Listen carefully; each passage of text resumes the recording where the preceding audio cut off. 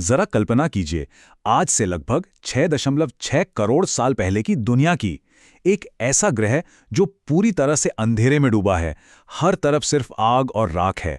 और फिर वहां से गगनचुंबी इमारतों और विशाल सभ्यताओं तक का सफर।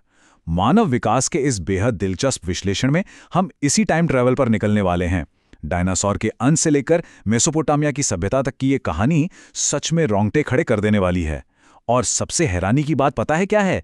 इस पूरे सफर को रफ्तार दी सिर्फ एक छोटी सी जंगली चिंगारी ने। तो चलिए, बिना किसी देरी के इस रोमांचक कहानी में उतरते हैं। आज हम इस पूरी टाइमलाइन को कुछ अहम हिस्सों में समझेंगे। शुरुआत करेंगे उस महाविनाश से जिसने धरती का नक्शा बदल दिया।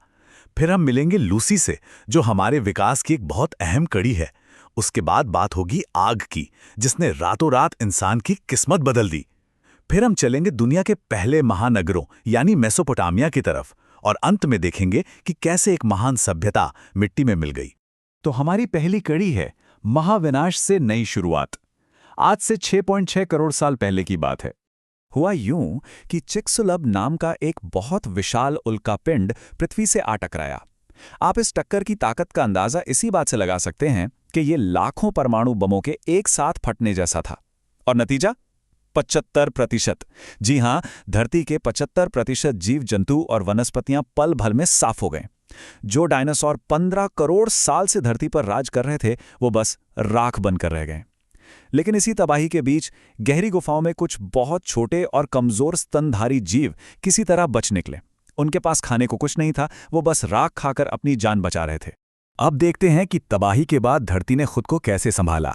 6.6 करोड़ साल पहले उल्कापिंड टकराया, लेकिन करीब 10 लाख साल बाद यानी 6.5 करोड़ साल पहले पेलियोसीन काल में जब वापस बारिश हुई तो धरती फिर से ठंडी और हरी भरी होने लगी। और वो जो छोटे स्तनधारी जीव बच गए थे ना, जिन्हें हम स्क्रैबलर कहते हैं, उन्हें पनपने का मौका मिल गया। फिर 5.5 करोड़ साल पहले धरती पर पहले प्राइमेट्स दिखे, और देखते ही देखते 2 करोड़ साल पहले तक स्तनधारियों का एक ऐसा विस्फोट हुआ कि हजारों नई प्रजातियां सामने आ गई। यहीं से कहानी मुड़ती है हमारे सीधे पूर्वजों की तरफ, यानी लूसी और मानव विकास। लगभग 70 लाख साल पहले अफ्रीका में जमीन के नीचे टेक्टोनिक प्लेट्स खिसकीं, बड़े बड़े पहाड़ बन गए और नमी वाली हवाएं रुक गईं। इससे घने जंगल सूखने लगे और उनकी जगह सवाना के घास के मैदानों ने ले ली। अब जो प्राइमेट्स पेड़ों पर मजे से रहते थे, उन्हें मजबूरी में जमीन पर उतरना पड़ा। यहीं हमें मिलते हैं ऑस्ट्रेलोपिथेकस अफ्रेंसिस। नाम थोड़ा भारी है ना? खैर, ये पूर्वी अफ्रीका की एक 32 लाख साल पुरानी प्रजाति थी, जिसने पेड़ों पर रहने वाले प्राइमेट्स और हम इंसानों के बीच एक पुल का काम किया।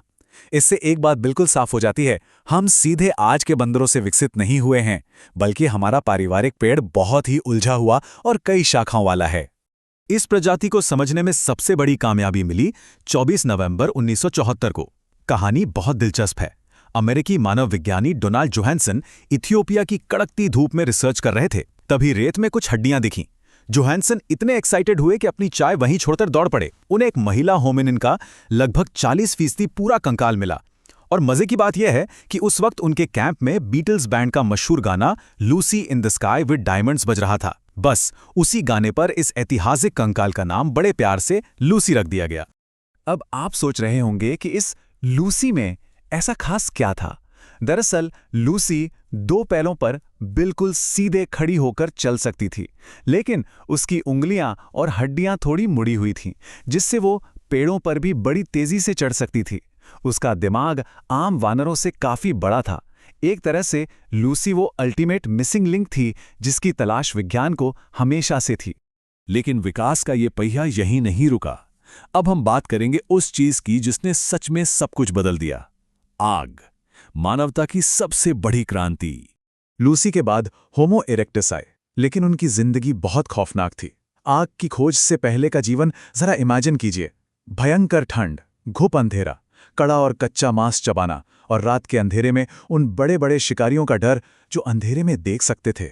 इंसान तब शिकारी नहीं बल्कि शिकार था। लेकिन फिर किसी तरह इंसान ने बिजली गिरने से लगी प्राकृतिक आग को अपनी गुफा तक लाना सीख लिया। और इसके बाद की जिंदगी गर्माहट, रोशनी, आसानी से पचने वाला पका हुआ खाना, खूंखार जानवरों से सुरक्षा, और सबसे बड़ी बात, पूरी कम्युनिटी का आग के चारों ओर एक साथ बैठना। हम सच में अपने पर्यावरण के मालिक बन गए थे। विज्ञान की भाषा में इस पूरी घटना को एक्सपेंसिव टिश्यू हाइपोथेसिस कहा जाता है। सुनने में थोड़ा टेक्निकल लगता है, लेकिन इसका लॉजिक बहुत ही शानदार है। जब इंसान ने आग पर खाना पकाना शुरू किया तो मांस नरम हो गया।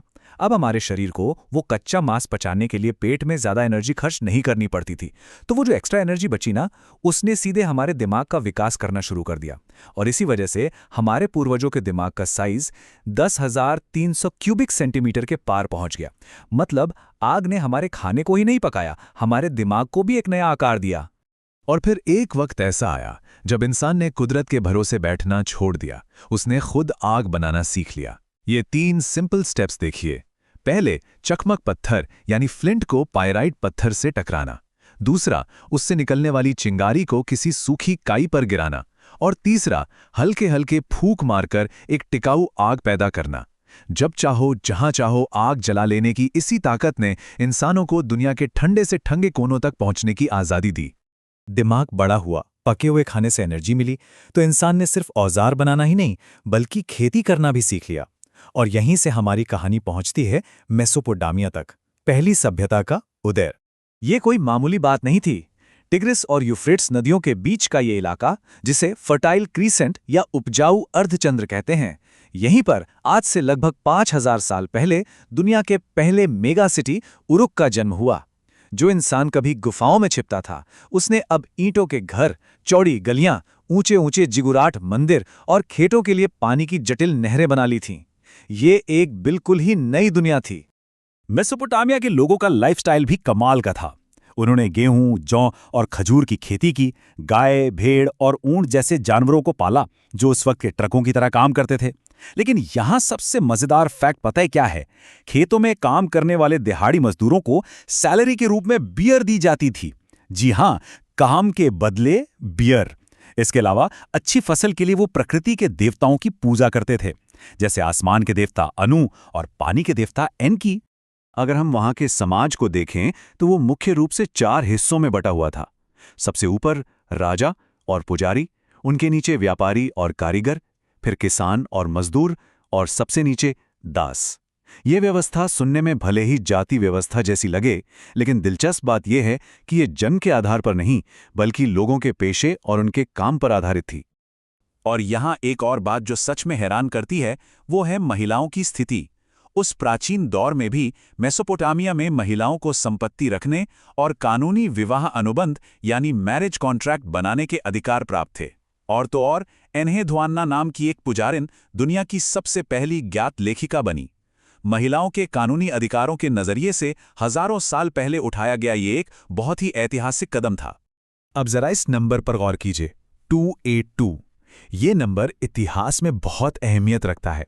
आज से करीब 4,000 साल पहले हम्मुराबी नाम के एक महान शासक ने दुनिया का पहला लिखित कानून बनाया था, जिसमें 282 नियम थे। इसे हम्मुराबी कोड कहते हैं। इसने दुनिया को पहली बार रूल ऑफ लॉ का कॉन्सेप्ट दिया, यानी कानून से ऊपर कोई नहीं है, खुद राजा भी नहीं। हम्मुराबी के कानून का जो सबसे मशहूर नियम था वो आपने शायद सुना भी हो, आंख के बदले आंख, दांत के बदले दांत। मतलब न्याय का एकदम सख्त और सीधा हिसाब। जिसने जो नुकसान किया है उसे बिल्कुल वैसी ही सजा मिलेगी। 4,000 साल पुरानी न्याय की ये सख्त अवधारणाएं आज भी कहीं ना कहीं हमारी आधुनिक सोच पर अपना असर छोड़ती हैं। लेकिन कहते हैं ना कि जिस चीज का उदय होता है उसका पतन भी तय है। हमारी कहानी का आखिरी हिस्सा इसी बारे में है, एक महान सभ्यता का पतन। मेसोपोटामिया सिर्फ बाहरी हमलों से खत्म नहीं हुआ, बल्कि इसके पीछे कई मानवीय गलतियां भी थीं। उन्होंने खेतों में इतनी ज्यादा सिंचाई कर दी कि वहां की मिट्टी में नमक भर गया और उपजाऊ जमीन बंजर हो गई। इसके साथ ही भयानक जलवायु परिवर्तन और लंबे सूखे ने रही सही कसर पूरी कर दी। भीड़भाड़ वाले शहरों में बीमारियां फैलने लगीं और अंदरूनी लड़ाइयों ने इस महान सभ्यता को अंदर से पूरी तरह खोखला कर दिया। और पतन का ये सिलसिला कुछ इस तरह चला। 1750 ईसा पूर्व में हम्मुराबी के जाते ही सभ्यता बिखरने लगी। फिर 539 ईसा पूर्व में फारस के राजा साइरस द ग्रेट ने बेबीलोन पर आसानी से कब्जा जमा लिया। और आखिरकार 331 ईसा पूर्व आते आते ये पूरी की पूरी सभ्यता सिकंदर महान की सेना और उनके आधुनिक हथियारों के आगे घुटने टेक चुकी थी। दुनिया का पहला मेगा सिटी हमेशा के लिए इतिहास के पन्नों में दफन हो गया। तो 6.6 करोड़ साल पहले के उस महाविनाश से लेकर मेसोपोटामिया के पतन तक का ये सफ़र हमें क्या सिखाता है? यह हमें सोचने पर मजबूर करता है कि जिस इंसानी बुद्धिमत्ता और आग की उस एक चिंगारी ने हमें राख खाने वाले छोटे जीवों से उठाकर गगनचुंबी इमारतों वाले महानगरों तक पहुंचा दिया, वही बुद्धिमत्ता आगे चलकर हमारे भविष्य को कैसा आकार देगी? क्या हम अपनी पुरानी गलतियों से सीखेंगे या फिर इतिहास खुद को दोहराएगा? खैर, इस सवाल का जवाब तो वक्त ही देगा। मानव इतिहास के इस दिलचस्प विश्लेषण में हमारे साथ जुड़ने के लिए आपका बहुत बहुत शुक्रिया।